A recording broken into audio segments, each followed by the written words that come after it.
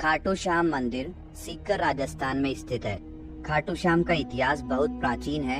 आज से लगभग 1000 वर्ष पूर्व में इस मंदिर का निर्माण हुआ था। सीकर जिला मुख्यालय से 43 किलोमीटर दूर खाटू नामक गांव में बाबा खाटू श्याम का प्राचीन मंदिर है। इस मंदिर में भगवान श्री कृष्ण और बर्बरीक की पूजा होती है। खाटू श्याम में बर्बरीक का सिर है, जिसे बर्बरीक ने भगवान श्री कृष्ण के कहने पर दान कर दिया था। कलयुग में खाटू श्याम को श्री कृष्ण का अवतार माना जाता है। खाटू श्याम को हारे का सहारा कहा जाता है, क्योंकि जिसकी मनोकामना कहीं पूरी नहीं होती उसको श्याम बाबा पूरी करते हैं। इस वीडियो में हम आपको खाटू श्याम का इतिहास, कहानी, कथा और खाटू श्याम मंदिर कहाँ स्थित है इसकी पूरी जानकारी देंगे। खाटू श्याम का इतिहास महाभारत काल से है। ये पांडु पुत्र भीम के पौत्र थे, जिनसे खुश होकर भगवान श्री कृष्ण ने इनको कलयुग में अपने नाम से पूजनीय होने का आशीर्वाद दिया था। खाटू श्याम जी का नाम बचपन में बर्बरीक था। घर परिवार, माता पिता और गुरुजन सभी इनको बर्बरीक नाम से ही जानते थे। भगवान श्री कृष्ण ने इनको अपने घुंघरालू बालों की वजह से श्याम नाम दिया था। खाटू श्याम जी को श्याम बाबा, दीनों का नाथ, कलयुग का अवतार, शीश का दानी, खाटू वाला श्याम, हारे का सहारा, लत दातार, नील घोड़े का असवार, खाटू नरेश आदि नामों से भी जाना जाता है। खाटू श्याम को मोरवी नंदन भी कहा जाता है। खाटू श्याम जी की कहानी की शुरुआत मध्यकालीन महाभारत से शुरू होती है। बलवान भीम के पुत्र का नाम था घटोत्कच। घटोत्कच का विवाह दैत्य राजा मूर की पुत्री कामक कंटकटा, जिसे मौरवी के नाम से भी जाना जाता है, के साथ हुआ था। मौरवी और घटोत्कच ने एक पुत्र को जन्म दिया, जिसका नाम था बर्बरीक। बचपन से ही बर्बरीक ने अपनी माता मौरवी और भगवान श्री कृष्ण से युद्ध कला सीखी। बर्बरीक ने भगवान शिव की तपस्या की, जिससे प्रसन्न होकर शिव जी ने उन्हें 3 बाण दिए।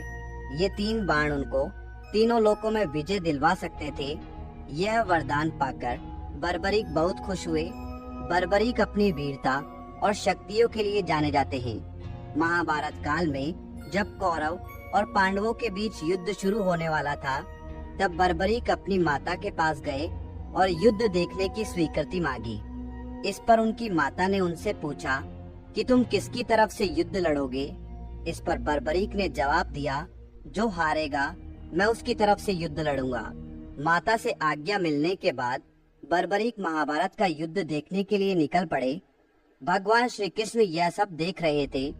श्री कृष्ण जानते थे कि यदि बर्बरीक को नहीं रोका गया तो युद्ध का परिणाम पलट देगा। रास्ते में जाते हुए बर्बरीक को श्री कृष्ण ने ब्राह्मण का रूप धारण करके रोका और पूछा, हे बालक, तुम अकेले यह 3 बाण लेकर कहाँ जा रहे हो?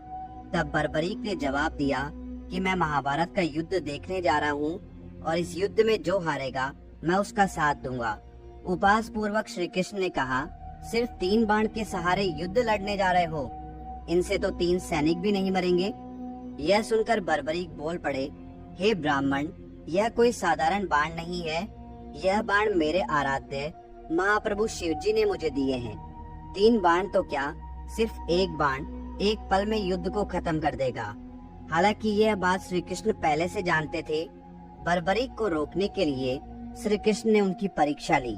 श्री कृष्ण ने कहा, हे बालक, इस पीपल के पेड़ के पत्तों को भेद कर दिखाओ।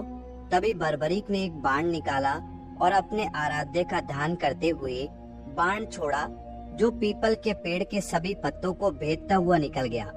बर्बरीक ने ब्राह्मण से पूछा, आप कौन हो और मुझसे क्या चाहते हो? इस पर उस ब्राह्मण ने जवाब दिया कि मुझे दान चाहिए, क्या तुम दे सकते हो? बर्बरीक ने कहा, मांगो, आपको क्या चाहिए? तब ब्राह्मण ने उनका शीश दान में मांग लिया। यह सुनते ही बर्बरीक समझ गया कि यह कोई साधारण आदमी नहीं है। उसने ब्राह्मण को अपने वास्तविक रूप में आने को कहा। तब भगवान श्री कृष्ण अपने असली रूप में बर्बरीक को दर्शन दिए। अपने गुरु को सामने पाकर बर्बरीक धन्य हो गया।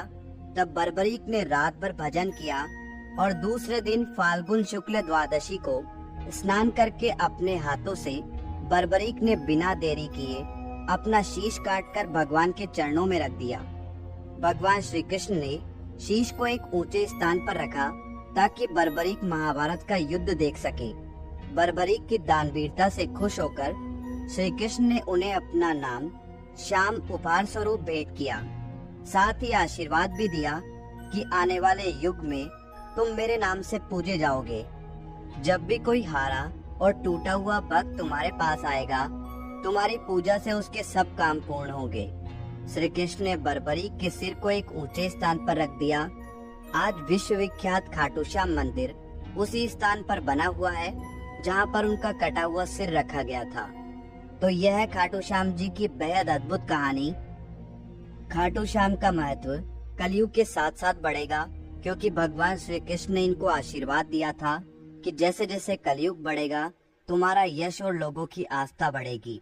आज बाबा खाटू श्याम हारे का सहारा बनकर भक्तों के काम कर रहे हैं और उनके दुख दर्द का हरण कर रहे हैं। खाटू श्याम का महत्व इसलिए भी बढ़ जाता है कि इन्हें कलयुग का भगवान माना जाता है।